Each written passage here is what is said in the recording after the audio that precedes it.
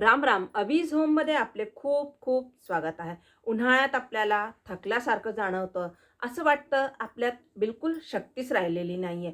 त्यामुळे उन्हाळ्यामध्ये आपण आपल्या शरीराला एनर्जी देणारे वेगवेगळे पेय आणि काही खाद्यपदार्थ खातो. तर आजच्या व्हिडिओमध्ये आपण आपल्या शरीराला गारवा देणारे, घरातील 3 साहित्यातून होणारे झटकीपट आणि गॅसचा वापर न करता, कमी तुपामध्ये, साखर न घालता, कुठलाही पाक न करता अतिशय पौष्टिक, तोंडात टाकतात विरघळणारे सातूचे लाडू कसे करावे ते पाहणार आहोत. व्हिडिओ स्किप न करता पूर्ण बघा. आवडल्यास लाईक करा आणि ज्यांना गरज आहे त्यांच्यापर्यंत शेअर करून खारीचा वाटा उचला. त्यासाठी इथे मी 1 बोल सातूचं पीठ घेतलेलं आहे. हे पीठ मी घरी तयार केलेलं आहे. याची लिंक मी डिस्क्रिप्शन बॉक्समध्ये देत आहे. तुम्ही बाजारातलं आयतं सातूचं पीठ घेतलं तरी चालेल. त्यानंतर लगभग इथे मी पाऊण बोल भरून गूळ घेतलेला आहे. गूळ मी अशा प्रकारे प्रेस केलेला आहे आणि अर्धा बोल भरून मी इथे तूप घेतलेलं आहे आणि वेलची पूड. तुम्ही यामध्ये ड्रायफ्रूट्सही घालू शकतात, पण आता उन्हाळ्याचे दिवस आहेत, ड्रायफ्रूट्स गरम पडतात. तुमच्याकडे जर खरबूज किंवा टरबूजच्या बिया असतील त्या घातल्या तर चालतील. त्या उन्हाळ्यामध्ये शरीराला गारवा देतात. तर सातू हा थंड प्रवर्गामध्ये येतो आणि यामध्ये भरपूर प्रोटीन असतात, ज्यामुळे आपली शक्ती टिकून राहते. आता हे जे सातूचं पीठ आहे हे तयार करताना आपल्याला गहू किंवा डाळी ज्या पद्धतीने हे बनवलं जातं हे सगळं छान खमंग भाजलेलं असतं.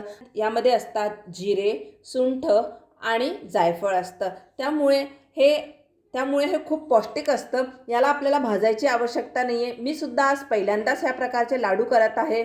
आता यामध्ये घालूया गूळ. तर इथे गूळ मी हा किसणीवरती किसून घेतलेला आहे. आता तुमच्यापैकी बऱ्याच जणांना प्रश्न पडत असणार की गूळ तर हा उष्ण असतो, मग याला लाडवामध्ये का घालत आहे? आणि उन्हाळ्याचे दिवस आहे, आपल्याला उष्णतेचा त्रास तर नाही होणार? आणि हो, गूळ जरी उष्ण असला तरी पूर्वीच्या काळापासून गुळाचं सेवन हे तुम्ही ऐकलंच असणार, उन्हाळ्यामध्ये आवर्जून केलं जायचं. कोणीही बाहेरून शेतातून कामं करून आले किंवा प्रवासातून आले तर त्यांना आवर्जून गूळ आणि थंड पाणी दिलं जायचं. याचं कारण काय होतं? गूळ जर थंड पदार्थांसोबत खाल्ला तर तो शरीराला गारवाच देईल. तर गुळाचं पाणी करून त्यामध्ये सातू भिजत घालून खाण्याची प्रथा हजारो वर्षापासून सुरू आहे. व्यवस्थित गूळ आणि सातूचं पीठ आपण एकत्र करून घेऊ. गूळ छान व्यवस्थित सातूच्या पिठामध्ये मी मिक्स करून घेतलेला आहे. आता यामध्ये आपल्याला घालायचं आहे तूप. तूप आपल्याला सगळं एकदम नाही घालायचं, थोडं थोडंसं अंदाज घेत घालूया आणि तिघी पदार्थ आपण व्यवस्थित एकत्र करून घेऊ. हे तूप मी उन्हामध्ये ठेवलेलं होतं, त्यामुळे हे मेल्ट झालेलं आहे. यालासुद्धा मी गॅसचा अजिबात वापर केलेला नाही आहे. व्यवस्थित आपण तिघी पदार्थ एकत्र करून घेऊ. आता सातू आणि गूळ तर तसं पण उन्हाळ्यामध्ये खूप खाल्ल्या जातं, त्यामुळे ह्या प्रकारचे लाडू तुम्ही नक्की करून बघा.